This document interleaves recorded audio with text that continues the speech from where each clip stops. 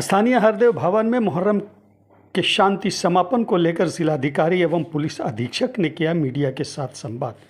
मुहर्रम जुलूस के सभी 113 आयोजकों को किया जाएगा सम्मानित। बिहार शरीफ में मार्च में हुई हिंसा एवं आगजनी के मामले में 77 पीड़ितों को दिया गया है मुआवजा। इस घटना के संदर्भ में अब तक 166 लोगों की गिरफ्तारी हो चुकी है। पेश है डीएम एसपी के साथ प्रेस वार्ता के मुख्य अंश।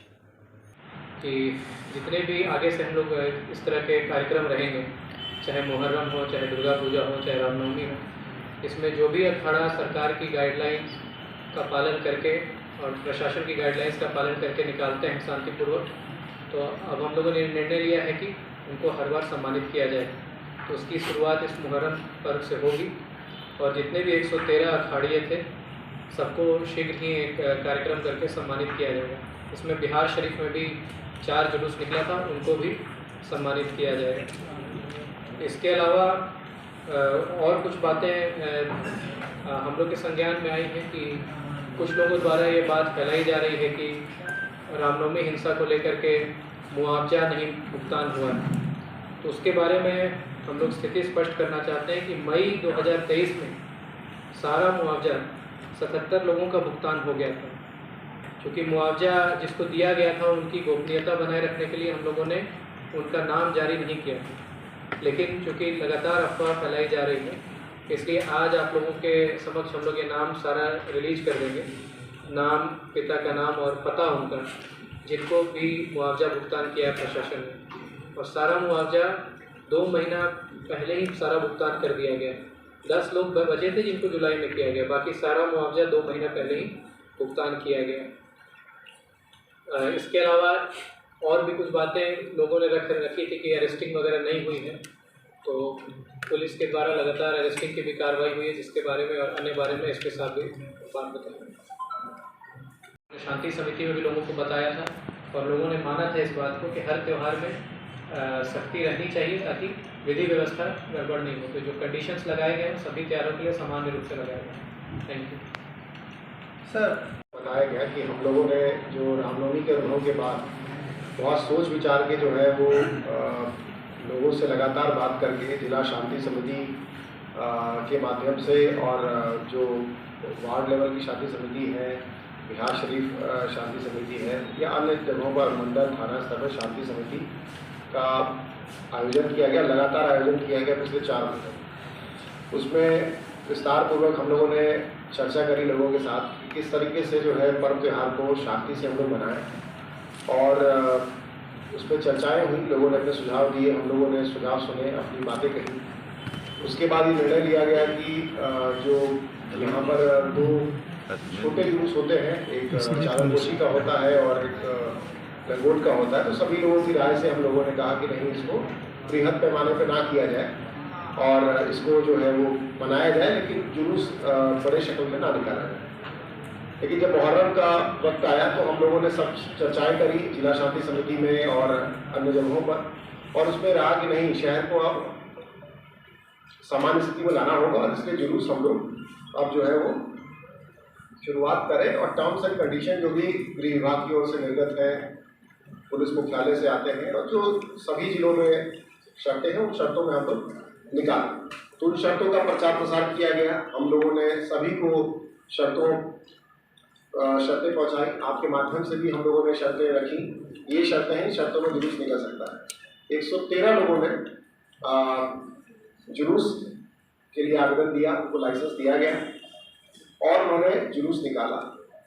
एक जगह जो है वो लाउड स्पीकर एक्ट में गलती हुई है, तो उस पर हम लोग कार्रवाई कर रहे हैं, लाउड स्पीकर एक्ट। अदरवाइज सभी लोगों ने जो है वो जुलूस को नियमों के साथ निकाला और इसके लिए पूरा जिला जो है, जितने भी लाइसेंसधारी हैं, सब बधाई के पात्र हैं।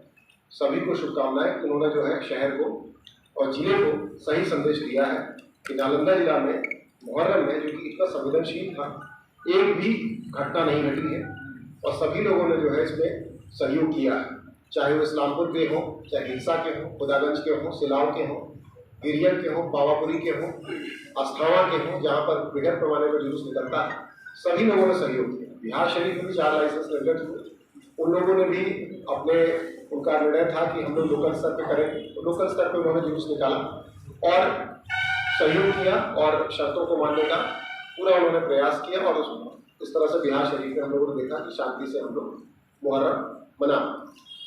उसके बाद जैसा कि ये सामने आप लोगों को सामने रखा है कि कुछ लोगों ने कई बातें कही। मूल रूप से बात यह है कि जो गिरफ्तारी को लेकर कहा गया है कि देखिए 4 महीने हो चुके हैं रामनवमी घटना को और इसमें हम लोगों ने अभी तक 166 लोगों को जेल भेजा है और 87 आदमी 87 आदमी उन लोग उस केस में जेल गए हैं जो कि उस दिन घटना हुई थी 31 तारीख घटना लहरी थाना से, कांड संख्या 214 और 215 में 87 लोग जेल गए हैं। उसमें आपको जैसे पता है कि बजरंग दल के जो यहाँ पे संयोजक रहे हैं उनकी भूमिका थी तो वो भी जेल में गए और अन्य लोगों को भी जेल भेजा गया। तो हम लोगों ने कार्रवाई की है, अभी भी कांड अनुसंधान अंतर्गत है, हम लोग लगातार सबूत इकट्ठे कर रहे हैं, कई लोगों के नाम उसमें है केस में। तो हम लोग देख रहे हैं कि अगर कोई व्यक्ति नाम पड़ गया है और लग रहा है कि उसके खिलाफ पर्याप्त साक्ष्य नहीं है तो हम लोग उसकी गिरफ्तारी अभी नहीं कर रहे हैं, लेकिन जैसे जैसे साक्ष्य इकट्ठा हो रहा है हम लोग कार्रवाई कर रहे हैं। पिछले 5-7 दिन में भी हम लोगों ने कुछ लोगों को गिरफ्तार किया है, तो लगातार कार्रवाई हम लोग की चल रही है। लोगों को ये बात बीच बीच में बताई भी जा रही है और मुझे लगता है कि हम लोग सही तरीके से कन्वे भी कर पा रहे हैं, लेकिन कुछ लोग ये भ्रम फैलाने का प्रयास कर रहे हैं। तो इसलिए आप लोगों के सामने ये तथ्य रखना जरूरी था कि गिरफ्तारियां हुई हैं और लगातार गिरफ्तारियां की जा रही हैं। देखिए वो घटना हुई है और उसमें हम लोग आप जैसा अगर कवर कर रहे हो फिर तत्काल जो है वो थानाध्यक्ष और अनुमंडल पुलिस पदाधिकारी घटनास्थल पहुँचे। अगर घटना का फुटेज आप लोगों को दिया गया था कि पहचान के लिए, तो उसमें जिस व्यक्ति ने घटना की है वो पैदल ही आया है, कोई वाहन वगैरह से नहीं आया है। हम लोग जाँच कर रहे हैं, आप लोग अब प्रश्न पूछना वाजिब है और आप लोग प्रश्न पूछने के हकदार हैं कि घटना हो जाती है तो आप लोग सवाल उठाते हैं, लेकिन हम लोग जांच कर रहे हैं, लोग कार्रवाई कर रहे हैं उसमें। जिस जगह पे घटना हुई थी सर उस जगह उससे पहले भी एक्सीडेंट का मामला पेश आया था, वहाँ पे मुकम्मल तौर पर पुलिस की तैनाती होनी चाहिए, सिपाही की तैनाती होनी चाहिए, क्यों नहीं थी सर? नहीं, जिस जगह पे घटना हुई है उस जगह पे एग्जैक्ट पुलिस नहीं थी, क्योंकि वो ऐसी जगह नहीं है जहाँ पर रखा जाता है। हम लोग रखते हैं मरियम बाबा खाड़ा पर, हाल मस्जिद से घर नदी मोड़ पर रखते हैं, कि वो पॉइंट ऐसा नहीं है जहाँ पर रखा जाता है। जिस गली से बाहर वो यूँ अगर आप गए हैं वहाँ पर, तो हम लोग समीक्षा कर रहे हैं। अगर उसमें लगता है हमें कि अगर किसी ने कोई गलती की है तो हम लोग देखेंगे उसको। सर आपने बताया कि पहलाम 113 जगहों से की गई है, लेकिन एक भी अखाड़ा जुलूस बड़ी दरगाह तक नहीं पहुँचा। 113 पूरे जिले का है, पूरे जिले का है। बिहार शरीफ टाउन की आप बात कर रहे बिहार हैं, शरीफ में 4 जुलूस है, तो वो जुलूस बड़ी दरगाह क्यों नहीं पहुँची? ये उनका निर्णय है। लोगों का कहना है सर कि जब तक तलवार और लाठी लेकर के हम लोग फन का मुजाहरा नहीं करेंगे तो फिर हमको निकालने से क्या फायदा, लोगों का कहना है। आप यही तो, इसीलिए तो इसको हम लोगों को इस तरह से देखना होगा ना कि लाठी पे पाबंदी नहीं थी, लाठी लोगों ने खिला, ठीक है, पूरे जिले में लाठी खिला गया है।